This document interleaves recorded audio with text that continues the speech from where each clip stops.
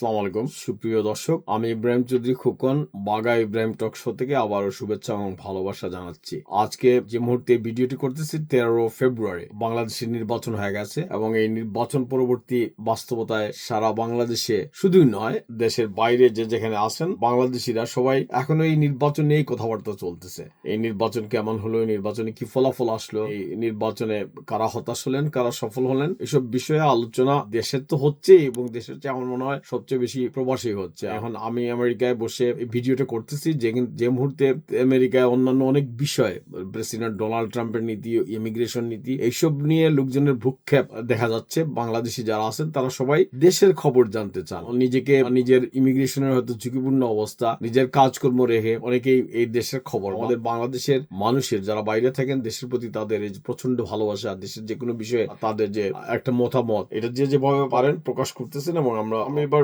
বিশ্বের সাথে লক্ষ্য করলাম যে আমরা অনেকেই হয়তো লক্ষ্য করেছি, আপনারা যেখান থেকে শুনেছেন, যে এই নির্বাচন উপলক্ষে প্রচুর প্রবাসীরা দেশে গেছেন ভোট দেওয়ার জন্য, কেউ নির্বাচনের প্রার্থীর পক্ষে যোগ দেওয়ার জন্য। সামনে রোজা আসছে, রোজাতে হয়তো তারা ফিরে আসবেন, অন্যান্য সময় রোজাতে যেতেন, কিন্তু তারা এই নির্বাচন উপলক্ষে গেছেন। আমার জানার মধ্যে অন্তত 25 লোক আমার একদম নিজের পরিচিত যারা আমেরিকা কানাডা থেকে নিজস্ব নির্বাচনী এলাকায় ভোট গ্রহণের জন্য, ভোটের কাজ করার জন্য, ভোট দেওয়ার জন্য গিয়েছেন। এটা অনেক বড় ঘটনা। মানুষের একটা দেশের প্রতি কি ভালোবাসা থাকলে, এখানে আমরা যে সমস্ত পশ্চিমা দেশে থাকি, কে ভোট দিতেছে না দিতেছে, অনেক সময় ভোটের দিনও আমরা নিজেরাও যাই না। তারা যেমন আমেরিকার সাধারণ মানুষ যারা বা আমেরিকার শ্বেতাঙ্গ মানুষ যারা, তাদের মধ্যে ভোটের কেন্দ্রে যাওয়ার হারটা খুবই কম। প্রায় দেখা যায় ভোট কেন্দ্র ফাঁকা, সারাদিনে একটা দুইটা ভোট পড়েছে। এই ধরনের পরিস্থিতিতে আমি পড়েছি, বিশেষ করে যুব তরুণদের মধ্যে তার ভোটের দিনে খেয়ালই থাকে না সে ভোটে যাবে। এই অবস্থার পরিবর্তন হতেছে, কিন্তু বাংলাদেশের ব্যাপারে এটা টোটাল অন্য বিষয়। আমরা বাংলাদেশে গত 54 বছরের লড়াই সংগ্রামের মধ্যে দিয়ে যে বাংলাদেশ, আমরা আমাদের প্রত্যাশা ছিল, বাংলাদেশের মানুষের যে আকাঙ্ক্ষা ছিল স্বাধীন বাংলাদেশ, সেটা হয় নাই।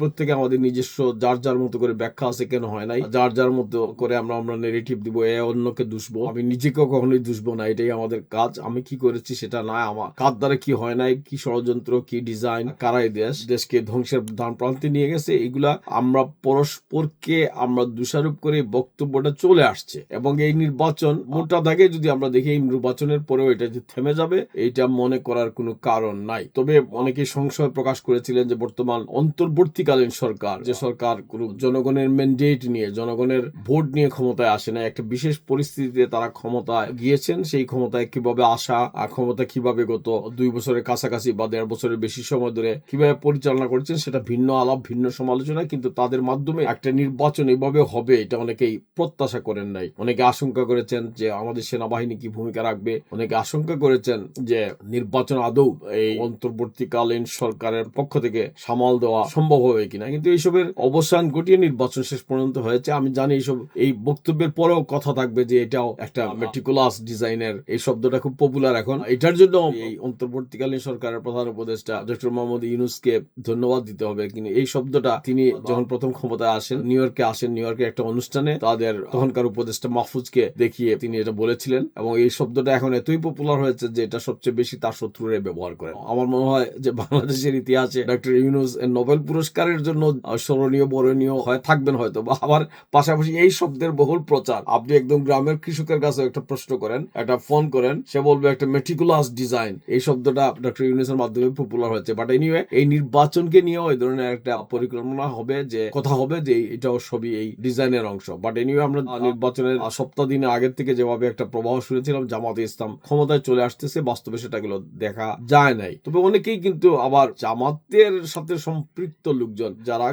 তারাও বলেছেন যে 70-80টা সিট তারা পাবেন। এটা ছিল ধরেন মানে নির্বাচন ঘনিয়ে আসার সপ্তাহ 2-3 আগের। কিন্তু এটা নির্বাচন যত ঘনিয়ে আসতেছিল, তাদের প্রচার এবং বিশেষ করে সামাজিক মাধ্যমে যারা এখন চলমান সময়ের ইনফ্লুয়েন্সার দেশে বিদেশে থাকেন, তাদের প্রভাব, তাদেরকে শুনে আমরা পছন্দ করি আর না পারি, তাদেরকে ইগনোর করার কোনো সুযোগ নাই। তারা ব্যাপকভাবে জামাত ইসলামের পক্ষ অবলম্বন করায় একটা ধরেই নেওয়া হয়েছিল যে জামাত ইসলাম সরকার গঠন করবে। কিন্তু নির্বাচনের ফল সেটা প্রমাণ করে না, যদিও নির্বাচনের ফলাফল এটা প্রমাণ করে যে জামাত ইসলাম বিএনপির সাথে শক্ত প্রতিযোগিতায় এসেছে। এবং অনেকেই মনে করে যে সবই একটা পরিকল্পনার অংশ, যে শক্তিটা বাংলাদেশের রাজনীতিকে নিয়ন্ত্রণ করে বাইরে থেকে, তারাই চাচ্ছে যে জামাত ইসলামের ভালো করুক বা জামাত ইসলাম ক্ষমতায় না যাক, এবং বিএনপির মতো একটি মোটামুটি একটি লিবারেল দল, যাদের সাথে জামাত ইসলামের পথ চলার উদাহরণ রয়েছে, আবার পথ না চলার উদাহরণ রয়েছে, তাদেরকে দিয়ে সরকার গঠন করা হোক এবং এই সরকার গঠনের মধ্য দিয়ে বাংলাদেশ যে মৌলবাদীদের হাতে বা রক্ষণশীলদের হাতে চলে যাচ্ছে এ ধরনের একটা প্রচারণা থেকে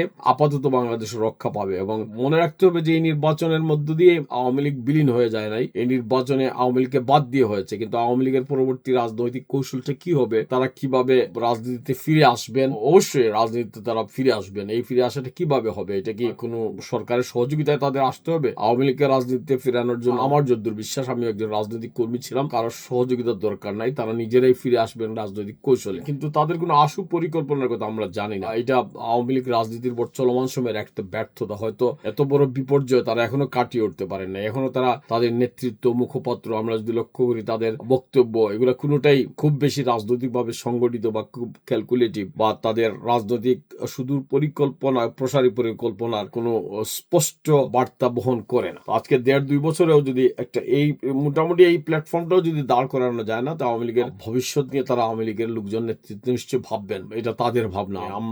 আমরা যারা দেশের মানুষ। এবং আরেকটা বিষয় হচ্ছে যে আমাদের দেশের রাজনীতি নিয়ে কথা বলা মানেই যে আমরা আওয়ামী লীগের পক্ষে বলতে হবে। এবং আমাদের দেশের একটা নেগেটিভ হয়ে গেছে, হয় আপনি আওয়ামী লীগের পক্ষে, নাইলে আপনি বিএনপির পক্ষে, নাইলে আপনি জামাতের পক্ষে। মানুষ নৈর্ব্যক্তিক ভাবে, আমি তো মনে করি অনেক মানুষই আমাদের সাথে আছেন যারা কোনো দলকেই সমর্থন করে না। হ্যাঁ, তাদের কথাবার্তায় কখন এই দলের পক্ষে যায়, তখন অন্য দলরা বলেন যে এই লোক তো জামাতের। কিন্তু এসবের বাইরে হ্যাঁ, মোটা দাগে যারা রাজনৈতিক আলোচনা করেন, তারা মোটা দাগে কোনো না কোনো দলের পক্ষেই কথা বলেন, এবং তাদের কথাগুলা কোনো সময় কোনো পক্ষে যায়। কিন্তু তার মনেই এটা না যে ওই দলকে তিনি অন্ধভাবে সমর্থন করেন। এই অন্ধভাবে দলকে সমর্থন না করা মানুষের সংখ্যা প্রচুর। কিন্তু আমাদের সমস্যা হচ্ছে আমরা যখন তর্কে যাই, আলোচনায় যাই, ওই বিষয়গুলা সেভাবে নজর থাকে না। আমরা খুব সহজেই একজনকে আরেকজনকে ট্যাগ দেই। এই ট্যাগের রাজনীতি গত 54 বছর থেকে চলে আসছে। কেউ যদি আওয়ামী লীগের বিরুদ্ধে বলেছে, তাকে বলা হয়েছে জামাতের লোক। কেউ যদি জামাতের ধর্মান্ধতা, তাদের 71-এর ভূমিকা, এইসব নিয়ে কথা বলেছে, তাকে ট্যাগ দেওয়া হয়েছে যে ভারতের দালাল। তো এই সমস্ত বাংলাদেশের দালাল বলে কোন দালালার সৃষ্টি আমরা করতে পারি নাই।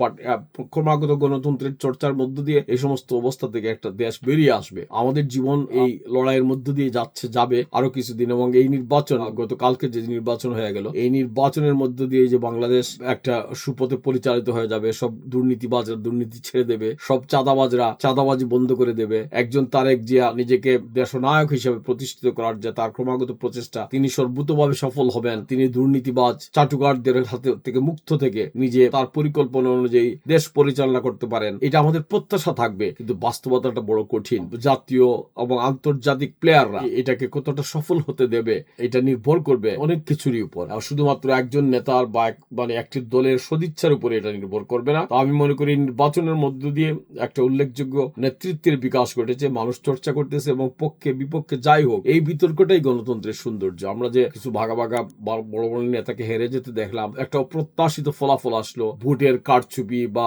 ভোটের কিছুটা জালিয়াতি, ভোটের প্রভাব, এইসব নিয়ে যে অভিযোগ উঠলো, এটা সর্বত্রই উঠে। কিন্তু ন্যাক্কারজনক ভাবে যদি ঘটনাগুলো না ঘটে এবং এই অভিযোগগুলো ওঠাও অনেক গণতন্ত্রের সৌন্দর্য। এই অভিযোগের পাল্টা অভিযোগ উঠবে, পাল্টা যুক্তি হবে, এবং অভিযোগগুলা যদি গণতন্ত্র এইভাবে প্রকাশ্যে চর্চিত হতে থাকে, তারপরেই না গণতন্ত্র শক্তিশালী হয়। তো আমি মনে, এমনকি আমেরিকার যুক্তরাষ্ট্রের নির্বাচনেও খোদ প্রেসিডেন্ট অভিযোগ করেছেন যে তার নির্বাচন রিগ করা হয়েছে, এবং এটা যে একদম অমূলক ছিল প্রেসিডেন্ট ডোনাল্ড ট্রাম্পের। এটা এখন আমি বললাম, অনেকে বলবেন যে ডোনাল্ড ট্রাম্পের সমর্থক হিসাবে হয়তো কথাটা বেরিয়ে আসতেছে, কিন্তু এই সমস্ত অভিযোগগুলা কিন্তু অমূলক ছিল না। এই আলোচনাগুলা আবার যে আলোচনা করাই যাবে এমন না। এই সময় আলোচনার মধ্য দিয়ে দেখা গেছে যে আমেরিকার নির্বাচন পদ্ধতিতে, ভোট গ্রহণ পদ্ধতিতে অনেক ত্রুটি বিচ্ছুতি আছে। আর আমাদের দেশে তো আছে। আমাদের দেশে এই নির্বাচনের প্রক্রিয়াগুলো, আমি নিজে যেমন দেশে ভোট দিয়েছি, ভোট গ্রহণ করেছি, একজন সরকারি কর্মচারী হিসেবে একসময় আমি বিভিন্ন পোলিং সেন্টারে কাজ করেছি, সাংবাদিক হিসেবে সংবাদ সংগ্রহ করতে গিয়ে বিভিন্ন জায়গায় দেখেছি। আমাদের সেই কাঠামোটা এত শক্তিশালী না। আমাদের পোলিং এজেন্টরা 1-2 দিনের একটা ওরিয়েন্টেশন পান। আমাদের নির্বাচনী পরিচালনাকারী যে সমস্ত, আমাদের তো কোনো আলাদা নির্বাচন কর্মকর্তা নাই। তাদেরকে বিভিন্ন জায়গা থেকে, তাদেরকে বিভিন্ন অফিস থেকে সংগ্রহ করা হয়। তো এক অফিসের ঘুষখোর কেরানি, তিনি একদিনের জন্য একটা নির্বাচন পরিচালনার দায়িত্ব পান। তিনি নৈতিকভাবে তার অবস্থানটা কতটা শক্তিশালী, আর তাকে সেভাবে প্রস্তুত করা, এগুলো নানান প্রশ্ন আসবে। তো এগুলো নিয়ে আমরা অন্য সময় আলোচনা করবো। আজকে আমরা মোটা দাগে বাংলাদেশে একটি নতুন বাস্তবতার দ্বার প্রান্তে। আগামী দিনে অনেক রাজনৈতিক বিষয় আমাদের জন্য অপেক্ষা করতেছে, অনেক চমক, সরকার কিভাবে গঠন হবে, এবং আমি মনে করি আমাদের চেনা হিসাবের বাইরে অনেক কিছুই ঘটবে। আমরা তার জন্য প্রস্তুত থাকি, এবং আমরা আমরা মনে করি যে তারেক জিয়াকে বা তারেক রহমানকে আমরা চিনতাম বিএনপির চেয়ারপারসন হিসেবে একজন নতুন মানুষকে আমরা দেখার অন্তত দেশবাসীর দেশ দেখতে চাই, এবং তার এমনকি আমরা মনোনয়নের ক্ষেত্রে অনেক ক্ষেত্রে আমাদের স্বাভাবিক দৃষ্টিতে অনেক প্রশ্ন ছিল যে একে কেন মনোনয়ন দেওয়া হলো, একে বাদ দেওয়া হলো, কিন্তু তারপরেও সর্বতভাবে তিনি মনে করি সফলই হয়েছে। তার মনোনয়ন প্রদানের মধ্য দিয়ে যে রাজনৈতিক ফলাফল, এই ফলাফলটা তিনি ক্রেডিট পেতেই পারেন। তার এই সাফল্য কতটা তিনি ধরে রাখতে পারবেন এটা আগামী দিনের পরিকল্পনায় দেখা যাবে, বাস্তবায়নের মধ্য দিয়েই দেখা যাবে। এবং আরেকটা বিষয় যে খুব সহজেই আমাদের মানুষ আমরা খুব দ্রুত ফেরত চাই, আমরা তাকে সময় দেব। এই সময় দিয়ে আগামী দিনে তিনি কোন রাজনৈতিক বন্দোবস্তের মাধ্যমে বাংলাদেশে জামাতে ইসলামের সাথে তার সম্পর্ক অটুট রাখবেন। একটা ব্যাপারে তো জামাতে ইসলাম, বিএনপি, এনসিপি যারা এখন এইবার নির্বাচনে গেছেন, একটা ব্যাপারে তো তারা এক, যে আওয়ামী লীগকে মোকাবিলা করতে হবে। এই আওয়ামী লীগকে মোকাবিলা করতে গিয়ে তারা কি কঠোর পদক্ষেপ নেবেন, না ইনক্লুসিভ একটা পদক্ষেপ নেবেন, বিনা বিচারে আটক লোকজনকে কি মুক্তি দেওয়া হবে, এইসব নানান বিষয়ে তার এই নির্বাচনিত সরকারের সিদ্ধান্তের উপর নির্ভর করবে। এই সমস্ত সিদ্ধান্ত যে খুব সহজ নেওয়া হবে এটাও না। পাশাপাশি কে প্রেসিডেন্ট হচ্ছেন, সংস্কার প্রক্রিয়া যে সমস্ত প্রস্তাবগুলো উঠেছিল সেই প্রস্তাবগুলো কিভাবে হ্যান্ডেল করা হবে, কারা শপথ নিবেন, কিভাবে শপথ নেবেন, কোন এলাকা থেকে কতজন মন্ত্রী হবেন, এইসব বিষয়ে আগামী কয়েকদিন বেশ নাটকীয় ঘটনাগুলো ঘটতে থাকবে। এর মধ্যেও আমাদের আন্তর্জাতিক প্লেয়াররা বাংলাদেশকে নিয়ে কি আর কোনো খেলা খেলতেছে বা বাংলাদেশকে তার নিজের মতো চলতে দেবেন, সেটা আমরা দেখবো। প্রিয় দেশবাসী, আমরা যে যেখান থেকে আসি, বাংলাদেশ, আমরা যতদিন আসি আমরা বাংলাদেশকে নিয়েই থাকবো। আমাদের প্রজন্মের যারা দেশের বাইরে থাকেন, আমরা অনেকেই হয়তো দেশের রাজনীতি থেকে সরাসরি আমাদের কিছু পাওয়ার নাই, কিন্তু আমরা সবাই চাই দেশটা ভালো থাকুক। আমরা সবাই চাই দেশের যে দলই করুন, এমনকি আওয়ামী লীগ করেন, বিএনপি করেন, জামাত করেন, তারা রাজনৈতিকভাবে কোনো দুর্বৃত্তপনার সাথে জড়িত না, তারা অন্যায়ের সাথে জড়িত না, তারা সবাই যেন সহনশীল হয়ে বাংলাদেশকে এগিয়ে নিয়ে যান, সেই প্রত্যাশার কথা একজন প্রবাসী হিসাবে আপনাদের মুখে উচ্চারিত হোক, আমার মুখে উচ্চারিত হোক। আপনারা সবাই ভালো থাকবেন। আজকে যারা নির্বাচনে জয়লাভ করেছেন, দেশের মানুষ বিশ্বাস করে, এই হাজার হাজার মানুষ তাদের বুক ভরা ভালোবাসা দিয়ে আপনাদের নির্বাচিত করেছেন।